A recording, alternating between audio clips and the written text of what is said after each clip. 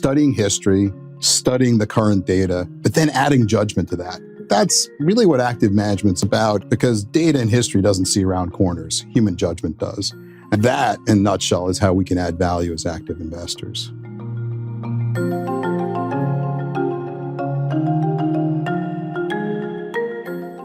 Welcome to the special edition of The Bid Meets our Expert-to-Expert Investing series from our Fundamental Equities Group. Today, we're bringing together two investors from different generations to examine the factors shaping the outlook for the U.S. stock market from their different vantage points and experience. I'm your host, Will Su, co-director of research in the U.S. Income and Value team. And I'm joined today by my colleagues Tony DeSpirito, CIO of U.S. Fundamental Equities, and Caroline Bottinelli, co-portfolio manager with our U.S. growth team. From inflation to sustainability, together we'll dig into the topics on investors' minds and, in the process, debate how expectations for the year ahead may be colored by time horizon and our own experience of market history. Tony, Caroline, welcome.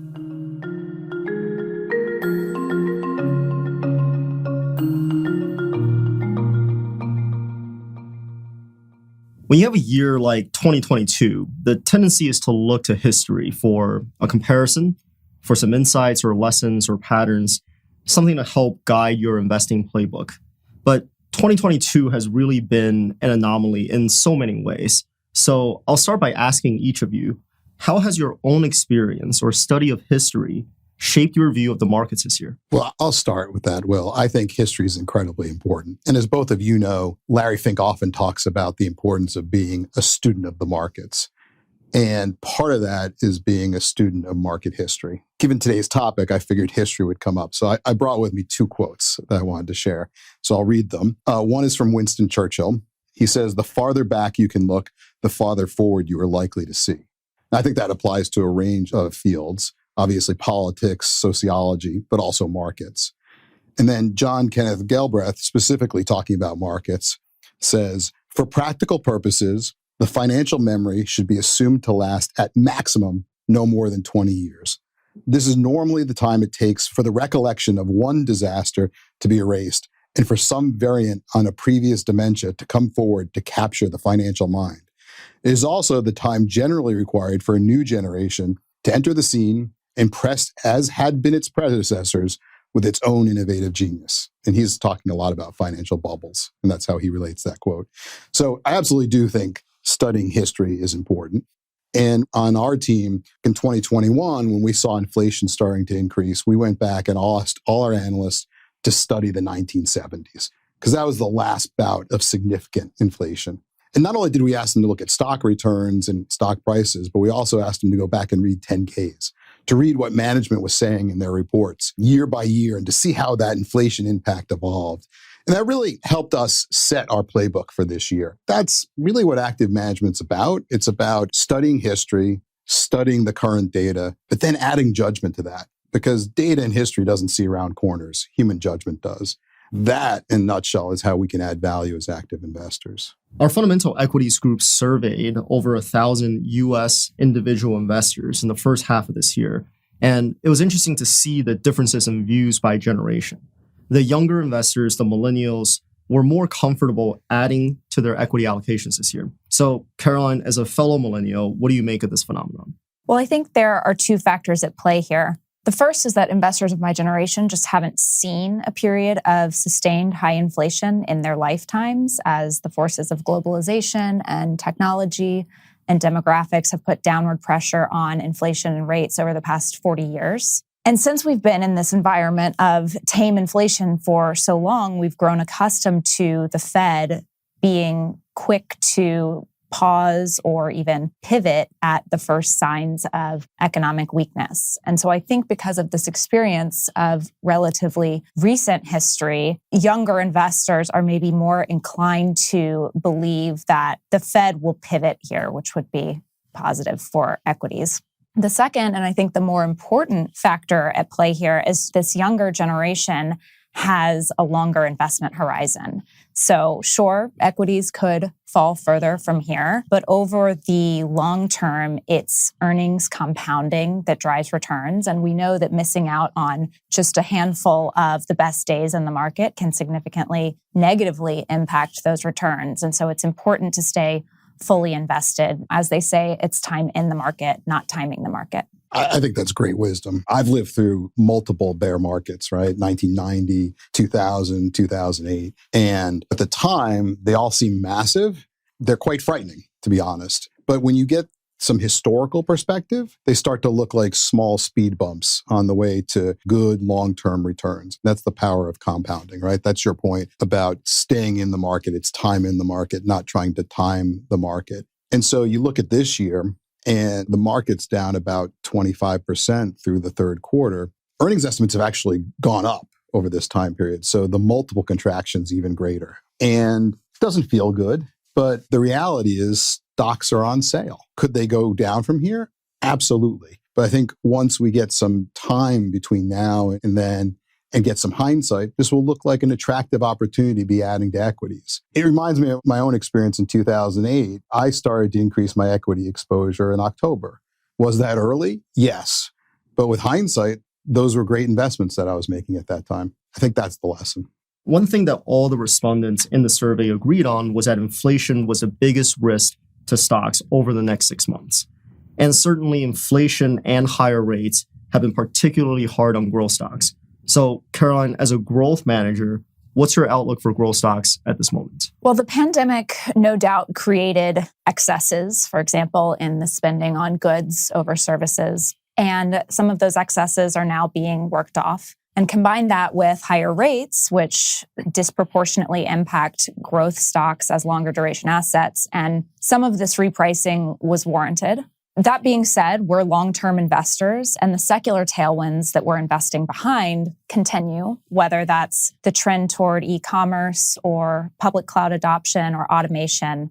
Innovation is not slowing. I'd also add that the odds of a recession have increased, and recessionary environments tend to favor growth stocks, just given a scarcity of economic growth. The macro is highly uncertain here, but the valuations for growth stocks in particular have come in, and the sell-off has been pretty indiscriminate, which I do think creates attractive opportunities for active managers to pick up quality growth stocks with secular tailwinds and with pricing power to manage through a potentially inflationary environment for a longer period of time at a now attractive price.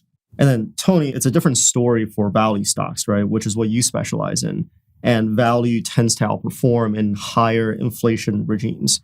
So are you concerned that value could fall out of favor as inflation recedes? Yeah, so I'd go back to the history. And I think it's important to keep in mind just how unique the decade after the global financial crisis was. It was a period marked by really low growth, really low inflation, and really low rates.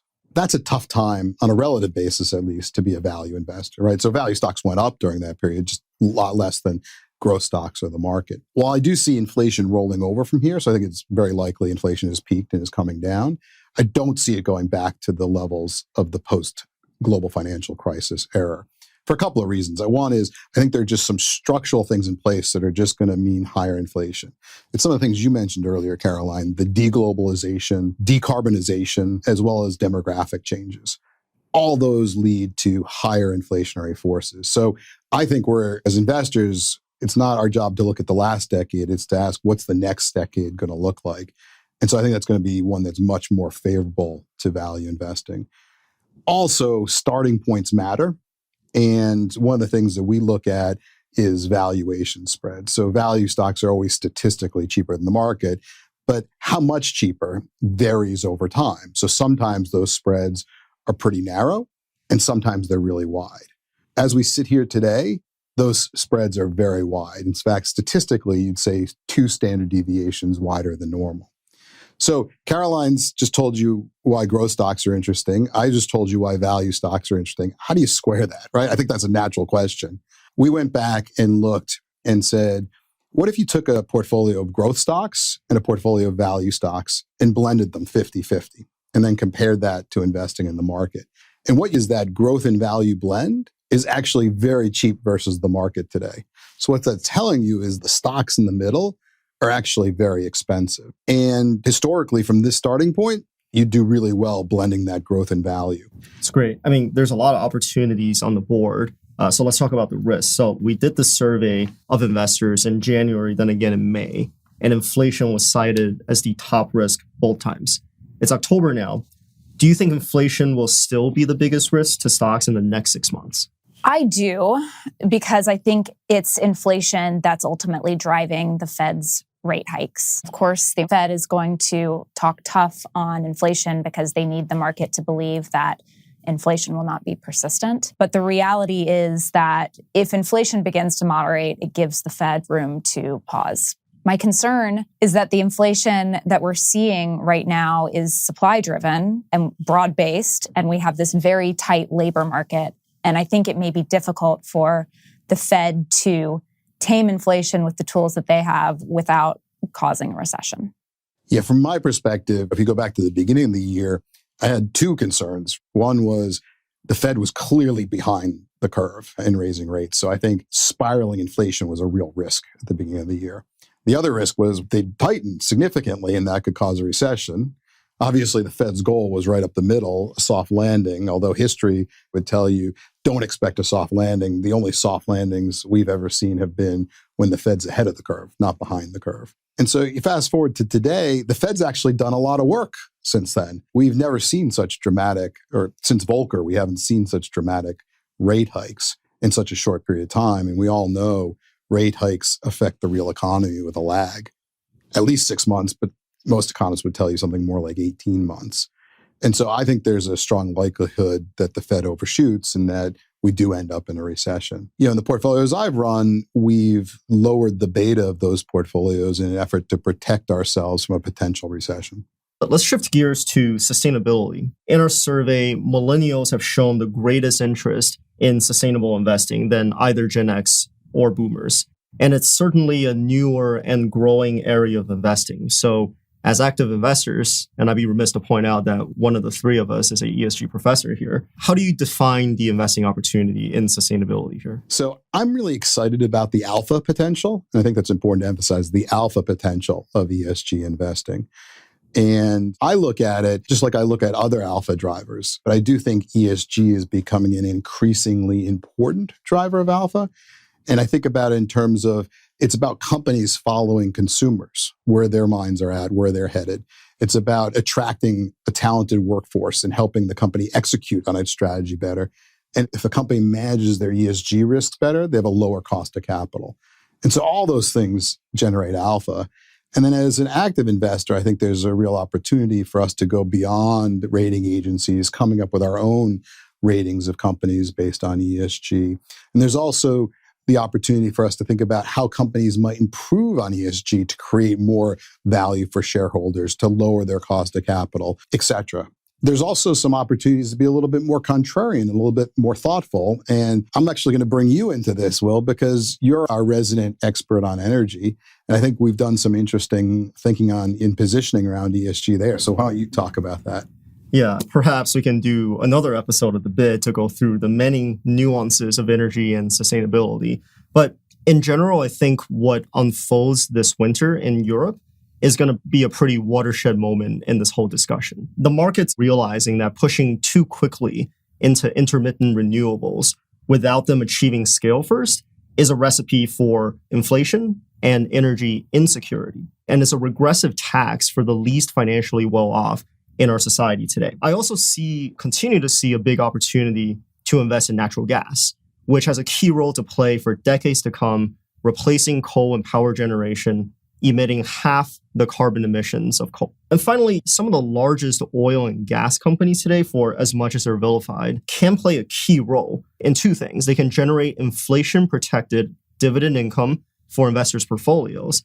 And at the same time, with high commodity prices, they can also develop some of the key technologies that we need for them to become the largest renewable energy companies in the coming 1, 2, 3 decades.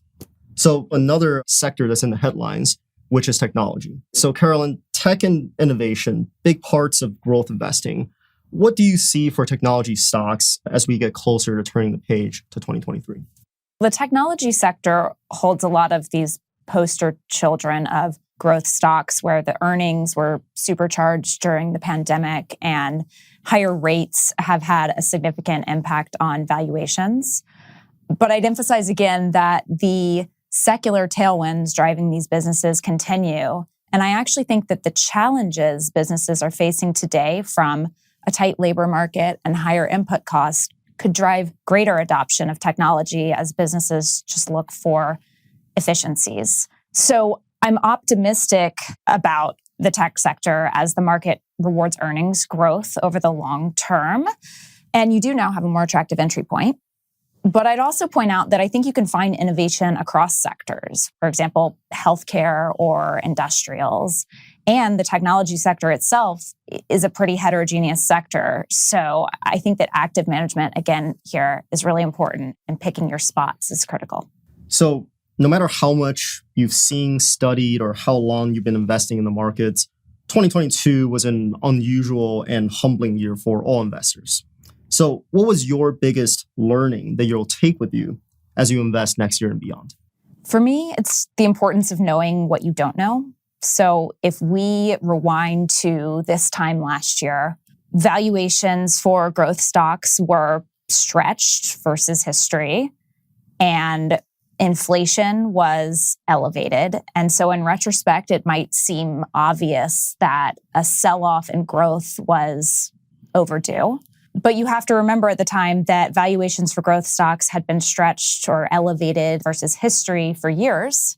And there were all these reasons to believe that the inflation we were seeing at the time was transitory, just a byproduct of these temporary supply bottlenecks. So the lesson for me is that these regime changes or inflection points in markets are just really difficult to predict. And I think our job is to be aware of the risks and to diversify our portfolios. So when I think about this year in inflation and rates, I think about Dornbusch's law. And the gist of Dornbusch's law is in finance or economics, whatever you think should happen ultimately takes much longer to start happening. But once it does start, it moves at a pace way faster than you would have expected. And so I think that's what we've seen with inflation and rates this year. For over a decade, the Fed was trying to get inflation up, and it couldn't.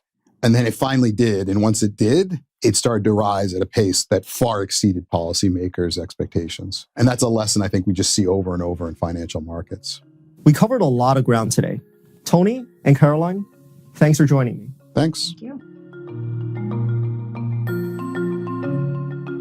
Thanks for tuning in to this episode of The Bid Meets our Expert to Expert Investing Series. For more equity market insights, check out our recent episode, A Stock Picker's Guide to Inflation, featuring Tony DeSpirito. On our next episode of The Bid, Mark Wiedman will be back with the Real Leaders of Net Zero mini-series, speaking with another CEO who is leading the charge towards a net zero future. If you've enjoyed today's episode, rate and follow The Bid wherever you get your podcasts.